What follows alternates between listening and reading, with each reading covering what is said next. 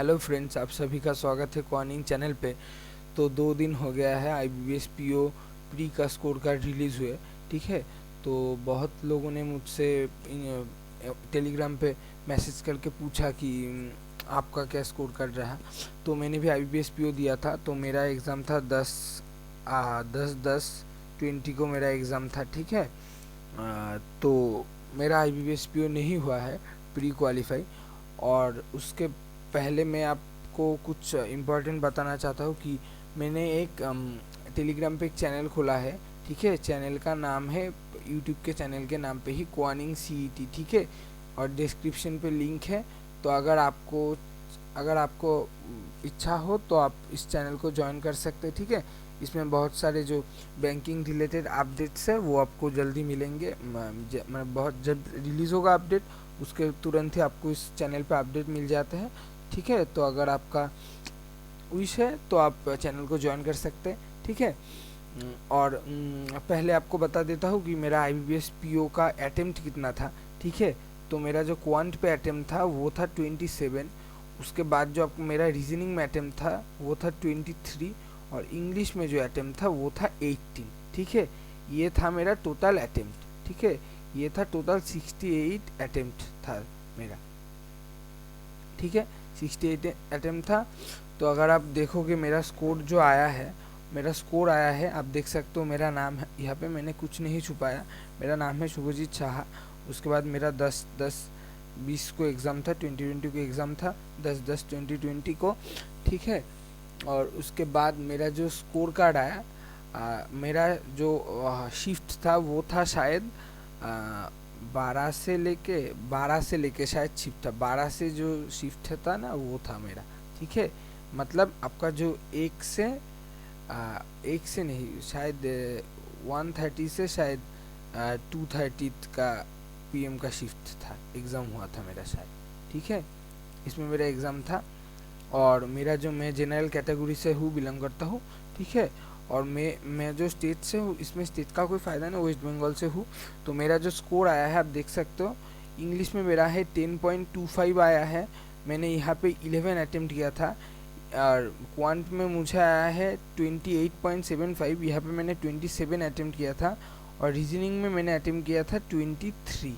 ठीक है, ये मेरा अटेम्प्ट था। आप देख सकते हो इधर मैंने 18 अटेम्प्ट किया था, सॉरी 18 अटेम्प्ट किया था मैंने यहाँ पे। इधर क्या लिखा मैंने, 18 लिखा, हाँ ठीक है, मैंने 18 अटेम्प्ट किया था। मेरे दिमाग में अभी भी 11 घूम रहा है, क्योंकि 0.75 से मेरा जो सिलेक्शन है, मतलब मेंस के लिए जो सिलेक्शन है वो नहीं हुआ 0.75 से। ठीक है, बस 0.75 से मेरा तो मेन जो सिलेक्शन है वो नहीं हुआ है। और जो मेरा यहाँ पे टोटल स्कोर है वो 64.50 है, लेकिन मेरा सिलेक्शन नहीं हुआ है। ठीक है, क्योंकि मेरा जो इंग्लिश में मैंने 0.75 कम स्कोर किया है कट ऑफ से, इसलिए मेरा नहीं हुआ। तो ये तो IBPS PO से मेरा एक बहुत उम्मीद था कि मुझे उससे पहले टोटल सिलेक्शन से पहले भी मुझे एक जो मेरा इच्छा था वो था कि IBPS PO का जो एक मेन एग्ज़ाम होता है ना वो देने का, क्योंकि मैंने सुना है कि इसमें बहुत टफ क्वेश्चंस आते हैं। तो मुझे ये टैकल करना था एग्ज़ाम हॉल में, उस प्रेशर में मुझे ये टैकल करना था। ये मेरा एक मानो दिल ही ख्वाहिश था। तो ये ना हो पाया क्योंकि इंग्लिश की वजह से। ठीक है, और पिछले साल भी मेरा इसमें 0.25 से रह गया था, 0.75 से रह गया था, लेकिन उस साल total overall cut off clear नहीं हुआ था, और इंग्लिश में भी 0.75 लो था कट ऑफ से। ठीक है, सेक्शनल कट ऑफ से। और इस बार तो मेरा टोटल कट ऑफ 6 मार्क्स, इस बार टोटल कट ऑफ शायद 58.75 गया है। और मेरा इससे मानो अब 6 मार्क्स प्लस 6 मार्क्स ज़्यादा है, लेकिन उसके बाद भी मेरा सिलेक्शन नहीं हुआ, क्योंकि मेरा जो इंग्लिश में 0.75 मेरे यहाँ पे कम मार्क्स मैंने स्कोर किया है। तो आप सभी से यही कहना है कि जो लोग भी इंग्लिश को ज़्यादातर इम्पोर्टेंस नहीं देते हैं वो इंग्लिश को इम्पोर्टेंस दे, क्योंकि आपका एक सब्जेक्ट में सिलेक्शन कभी नहीं होगा। ठीक है, अगर आप मानते हो कि आपका क्वांट में सिलेक्शन होगा, कि क्वांट आप अच्छे से करोगे और रीजनिंग आप क्वांट या रीजनिंग आप अच्छे से करोगे और आपका सिलेक्शन हो जाएगा, ऐसा नहीं होगा। क्योंकि आपको जो ये पीओ वाला जो एग्ज़ाम है ना, इसमें आपका जो रहता है ये तीनों सेक्शन ही आपका आप मानो मॉडरेट रहता है, ठीक है। पीओ में जो तीनों सेक्शन ही रहता है वो मॉडरेट रहता है। इसके लिए आपको क्या करना पड़ेगा, इसके लिए आपको तीनों सेक्शन में ही आपको थोड़ा थोड़ा करके स्कोर करना पड़ेगा ताकि आपको ओवरऑल सिलेक्शन हो। आप मानो आप पीओ में इधर 25 इधर 25 भी कर पाओगे। कुछ लोग होते हैं ये एक जो जनरल बात है, ठीक है। कुछ लोग एक्सेप्शन तो हर कोई चीज़ पे रहता है, कुछ एक्सेप्शन होता है, कोई इस पे 35 करता है या इस पे 35 करता है, ठीक है। लेकिन बहुत कम लोग हैं जो दोनों में ही 35 करते हैं, लेकिन कोई इसमें करता है कोई इसमें करता है, ठीक है। और कुछ लोग इंग्लिश में भी अच्छे होते हैं, ठीक है ना। वो इंग्लिश में तो 30 तो नहीं होता, वो इंग्लिश में 28 29 स्कोर करते हैं, ठीक है। तो अब एक में अगर आप मास्टर हो ऑलरेडी, मतलब एक पे आपका कमांड अच्छा है, उसके बावजूद भी आपको बाकी जो दोनों सब्जेक्ट है उसमें आपको अच्छा करना पड़ेगा, क्योंकि ये ओवरऑल आपको करना पड़ेगा, ठीक है। आप अगर ऐसे देखो तो आपका टोटल 70 स्कोर हो जाता है, ठीक है।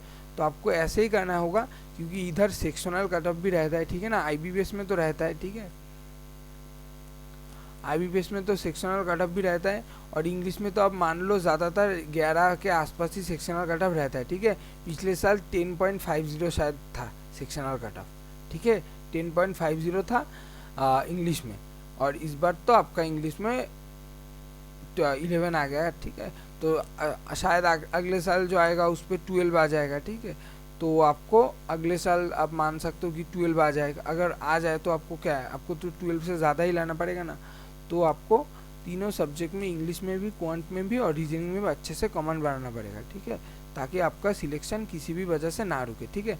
आपने तो देख लिया कि मेरा सिलेक्शन कैसे रुक गया 0.75 से। आप सोच सकते हो कि ये कितना पेनफुल है कि 0.75 से आपका एक पीओ का एग्ज़ाम ना निकले, ठीक है। पीओ का, नॉट क्लर्क, ये पीओ का एग्ज़ाम ना निकले तो ये तो बहुत ही पेनफुल है।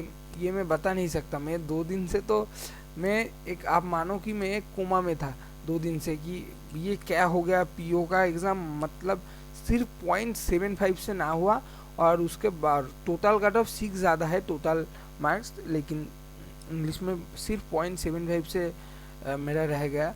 तो ठीक है, अगले साल देखेंगे, ठीक है। इस साल नहीं तो अगले साल देखेंगे।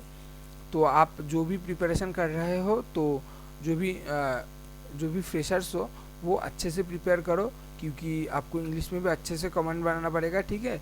क्योंकि और जो बहुत दिनों से प्रिपेयर कर रहे हैं तो वो तो समझ ही गए होंगे इतने दिनों में कि इंग्लिश का कितना इम्पोर्टेंस रोल रहता है एग्ज़ाम में और पीओ में खास कर। तो अच्छे से एग्ज़ाम करो और क्या, अच्छे से प्रिपेयर करो, ठीक है। और इंग्लिश में मैंने भी एक इंग्लिश में एक नया जो रूल है फॉलो, एक जो नया मान सकते हो कि एक नया रूटीन फॉलो करना चालू किया है इंग्लिश के लिए, इंग्लिश में अच्छा होने के लिए। और भी इंग्लिश में देखो, हम कुछ ना कुछ बोल सकते हैं, लेकिन जो एकेडमिक इंग्लिश होता है ये तो बहुत ही टफ होता है, ठीक है। एकेडमिक इंग्लिश तो बहुत ही टफ होता है, इसलिए हमें इंग्लिश बहुत ही अच्छा नहीं लगता, ज़्यादातर लोगों को टफ लगता है। लेकिन जो आपका जो कॉम्पिटिटिव इंग्लिश है ना, ये इतना टफ नहीं होता, ठीक है। ये इतना टफ नहीं होता। ये मानो कि ये आपका रीडिंग पे फोकस करता है। बहुत लोग ये बोलते हैं रीडिंग, लेकिन ये ओरिजिनली रीडिंग पे ही फोकस रहता है, ठीक है। अगर आपका रीडिंग अच्छा है, अगर आप चीज़ों को समझ सकते हो, अगर आप एक पैसेज दिया हुआ है उसको अगर आप कॉम्प्रीहेंड कर सकते हो अच्छे तरीके से, अपने आप में आप समझ सकते हो, तो आपका इंग्लिश अच्छा होगा, ठीक है। तो आप रीडिंग करो। और एक मैं भी एक रूल फॉलो कर रहा हूँ कुछ दिनों से, ठीक है। तो मैं और कुछ दिन फॉलो कर लूँ उस रूल को, ठीक है। अपने आप में ये रूल को मैंने अगर अच्छे से मैंने इम्प्लीमेंट कर लिया, तो मैं आपके लिए भी एक वीडियो लेके आऊँगा, ताकि आपको भी पता चले कि आपको कैसे जो ये है इंग्लिश के लिए ये कैसे फॉलो करना है, ठीक है। तो मिलते हैं नेक्स्ट वीडियो में। तो अगर आपको वीडियो अच्छा लगा है तो आप चैनल को वीडियो को लाइक कर सकते हो, और वीडियो को अगर आपका कोई भी दोस्त है जिनका भी पीओ ऐसे ना निकला है, तो उसके साथ आप वीडियो को शेयर भी कर सकते हैं। और आप चैनल को सब्सक्राइब कर लेना, ताकि इस चैनल पे जो भी बैंकिंग रिलेटेड वीडियो आए, बैंकिंग एसएससी रिलेटेड, वो आप देख सकते हो, ठीक है।